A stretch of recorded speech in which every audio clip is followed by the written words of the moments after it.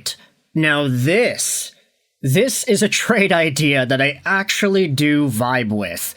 And it's not necessarily because the player that we are talking about is the worst player on the planet, nor is it because this guy absolutely stinks or that he's useless or whatever. He's a fine player. But cap space is a commodity around the NHL. And for some teams like the Detroit Red Wings, sometimes you end up using that cap space on guys that don't really move the needle as much as the cap space implies that they should.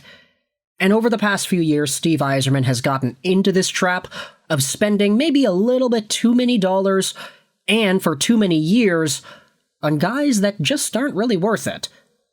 And today, we are asking the question if JT Compher, firstly, is one of those guys, and secondly, if he could actually get traded to a team that could use him more.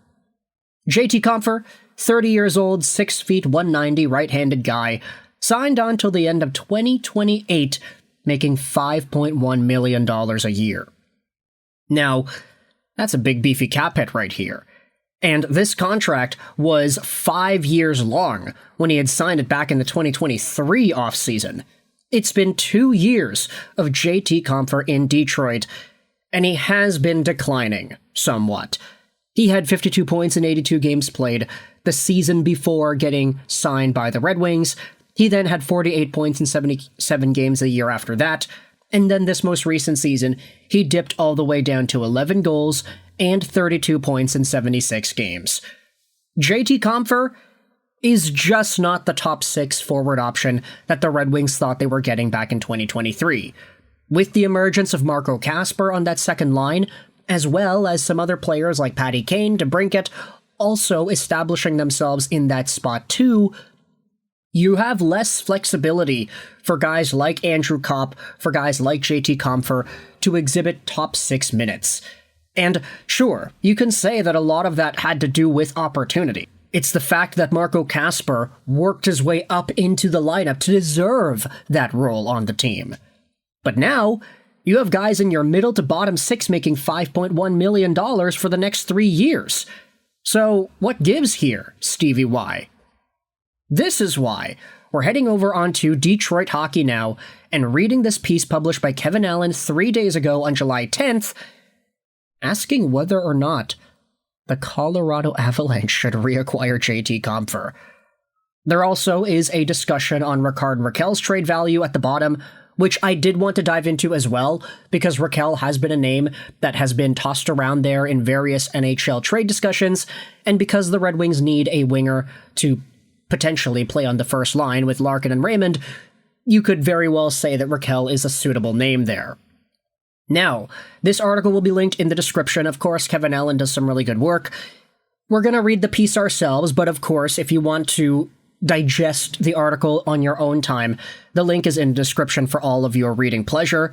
But the article cites a report by Arif Dean on Colorado Hockey Now, who wondered if it makes sense for the Avalanche to reacquire JT Compher.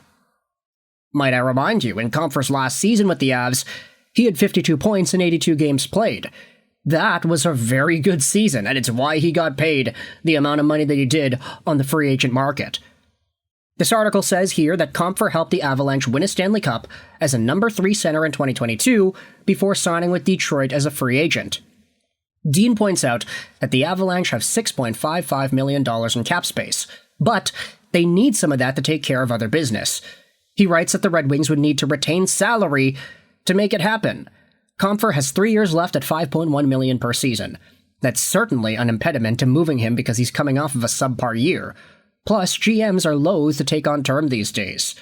The plus for Colorado would be that they know the player, and he played well for them. Detroit wouldn't expect much in return. The minus would be that Compher didn't play last season with the effectiveness he had shown in 21-22 for Colorado. Compher still has a lot of hockey left in him, Dean wrote, and might be one of the better buy low candidates on the market. Now, my question is, how much salary do you retain if you're Stevie Y? Think about it. JT Compher just came off of a 30-point year in essentially a full season. How much is that worth?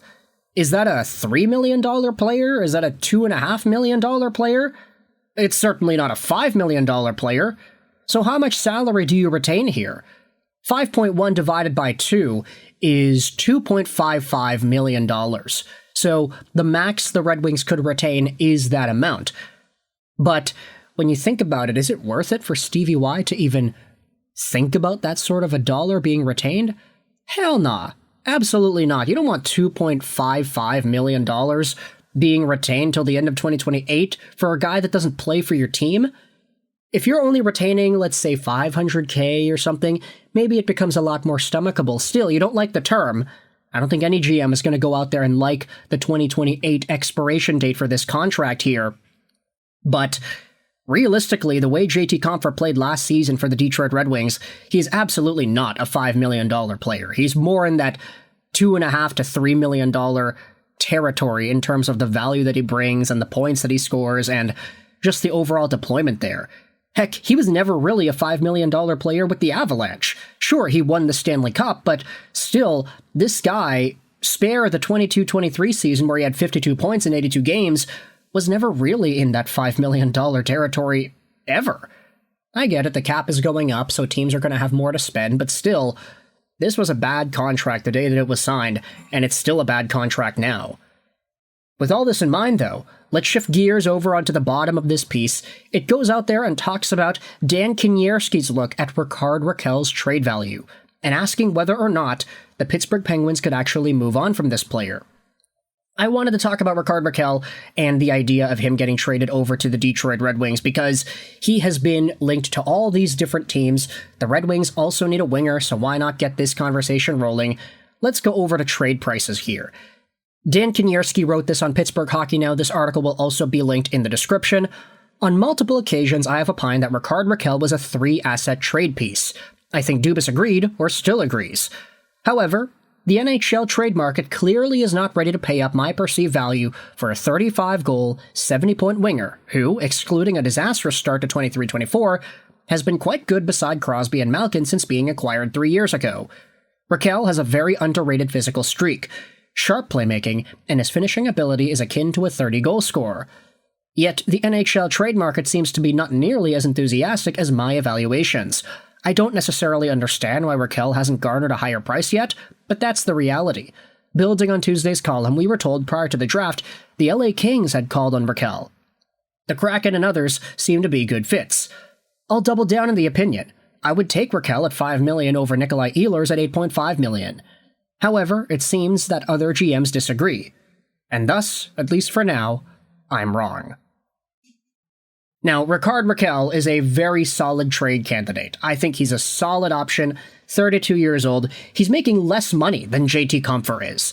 He's making $100K less every year until the same expiration date as JT Compher's contract, and Rakell had 70 points this recent season. 35 goals, 35 assists, 81 games played. He can be a consistent 30-goal scorer as long as he gets the role.